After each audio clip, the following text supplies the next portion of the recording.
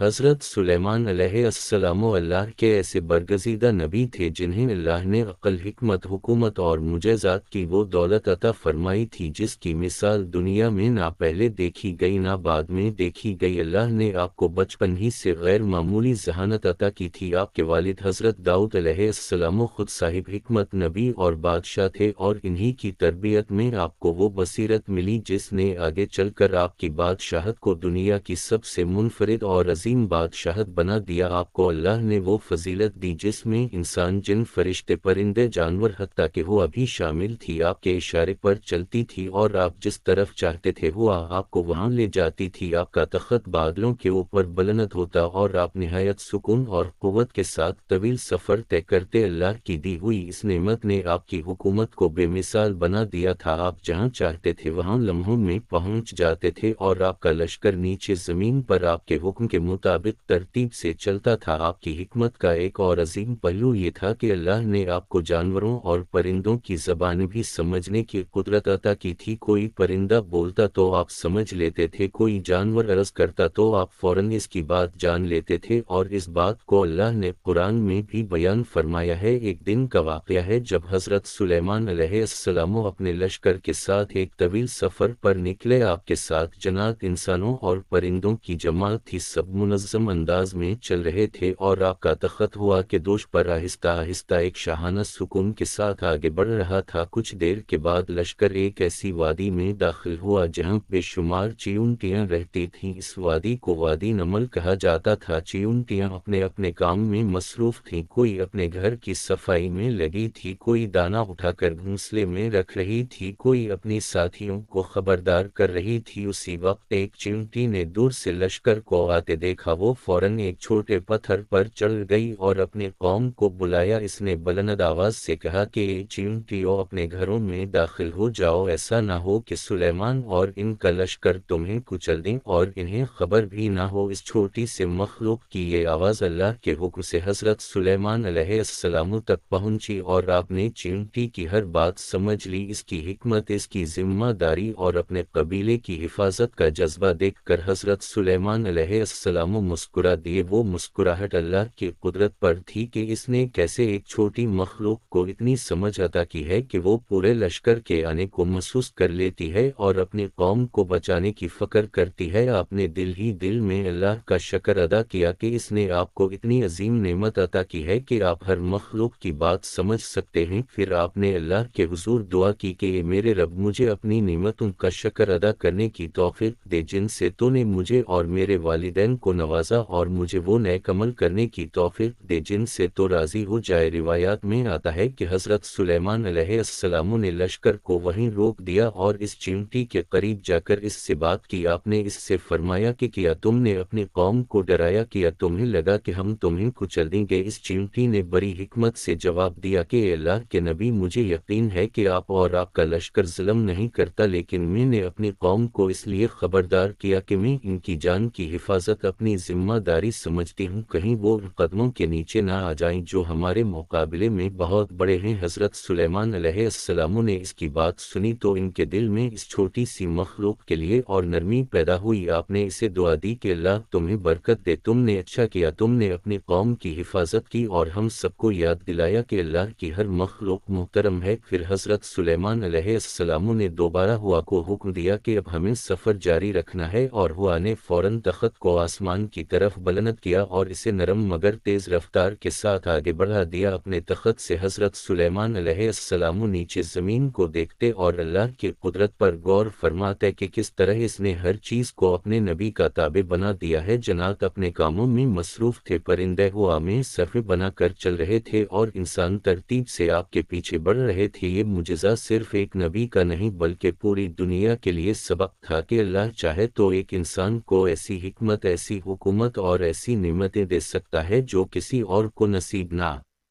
ہوں۔ حضرت سلیمان علیہ السلام اور چیونٹی کا یہ واقعہ ہمیں یہ سکھاتا ہے کہ اللہ کی ہر مخلوق کا احترام ضروری ہے۔ حکمت چھوٹی بڑی مخلوق کی محتاج نہیں، عاجزی ہر نعمت کا زیور ہے، طاقت کے باوجود شکر گزاری ہی اصل کامیابی ہے، اور سب سے بڑھ کر یہ بات کہ اللہ چاہے تو معمولی سے معمولی مخلوق کو بھی بڑی مخلوق پر حجت بنا دیتا ہے۔